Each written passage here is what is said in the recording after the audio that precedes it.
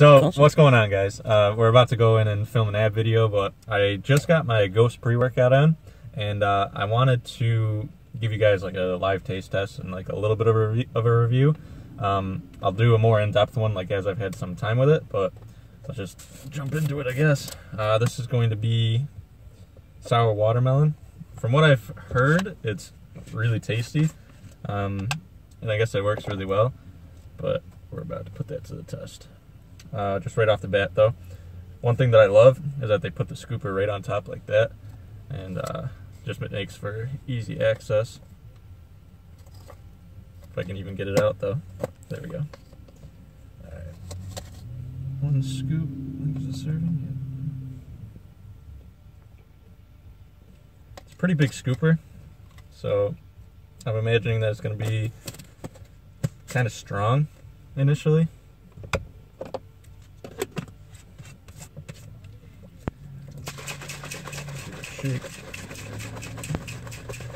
I also picked up one of these shaker cups. Kind of like it. It's a little plain, but the ghost emblem's pretty sweet. Okay.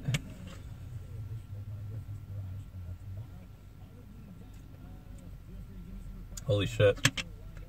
The reviews were right. This is wicked fucking good. Yep. In terms of taste, I definitely recommend this. I'll let you guys know like the power of it, or like if it's too strong, too weak, how many scoops I need over the course of like maybe after a week and a half. I'll let you guys know. But let's continue on to the ab workout like you guys have been asking. Let's do it. See you in there.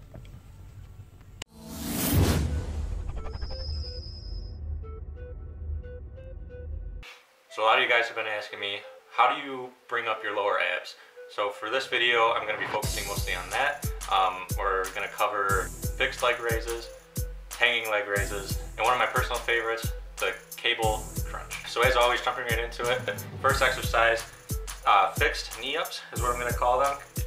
We're going to start out with no weight, just as kind of like a warm up, see where we're at with the abs. One of the key points here is when you come down, you want to feel your body kind of like, not relax, but just extend fully.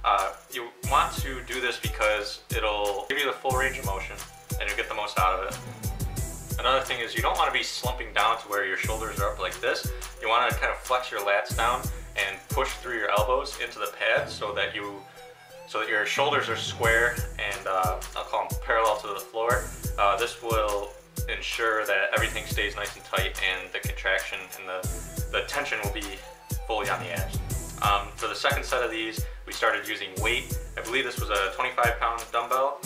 Truthfully, I should have gone with 15 or 20, just like a little lighter because this was pretty tough for me. But I didn't have that at my disposal. So we did it with a 25-pound dumbbell, and this is where you want to get into the knee ups. With this, you're going to put the dumbbell in between your feet. You're going to flex your toes up towards the ceiling. I know it'll be tough initially to keep the weight between your feet, but what I want you to focus on is instead of like extending your legs just for the sake of keeping the weight on your feet, you want to pull the weight through your knees and try to bring your knees up to your chest. What this will do is it'll go easier on your hips, so you won't get as much tightness there. Instead, you'll be shredding the lower abs in order to optimize the exercise. So what we did for the last set of these was a drop set where I got as many as I could. I think it was like 6 or 7 reps with the weight, and then I dropped the weight on the floor and repped out as many as I could, preferably like just till you get to 15 with no weight at all. If you start out too light, then go for 20-25 reps, but for this, because we started out with a heavy weight like the 25, I could only do the 15. So the second exercise you need to be doing is the hanging leg ups. For this, if you're not strong enough, you can do knee ups instead, but this is going to be without weight. You're just going to hang from a pull-up bar. I had to use straps because we filmed a back day video just before this, so my grip was a little messed up. But once again, like, you want to make it as challenging as possible for yourself so that you're struggling past the first half of the reps.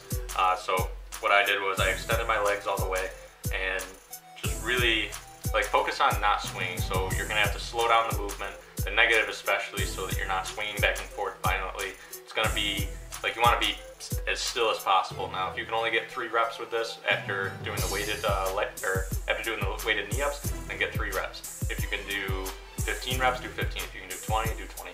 But just go till you feel the burn and you get to failure. And if you're getting more than 20 reps with this after the first exercise, I want you to focus more on the negative and go as slow as possible to the point where you're going so slow that you can only get 10, maybe 12 reps with it. So for the third and final exercise, it'll be the cable crunches. These are one of my personal favorites. I love this for the stretch and also just the feeling of the contraction. It'll be a little tough initially to find your spot, but as soon as you do, like, your spot might be crunching lower, it might be crunching higher, but you want to really feel like, not so much like a bad pain, but you want to feel the abs kind of almost like they're separating. It's tough to explain the feeling of it, but once you feel it, you'll know. After you find your spot, you're going to want to extend as much as you can, almost flexing your back a little bit. So you're going to explode for the concentric portion of the movement, and then try to go slow in the negative. I'm not really going slow because I'm pretty smoked. Like, I haven't been keeping up with them as much as I should be. So you'll see me really rep these out fast. But you want to go slow because with the more time under tension, the more the abs will really pop and the pillows will grow.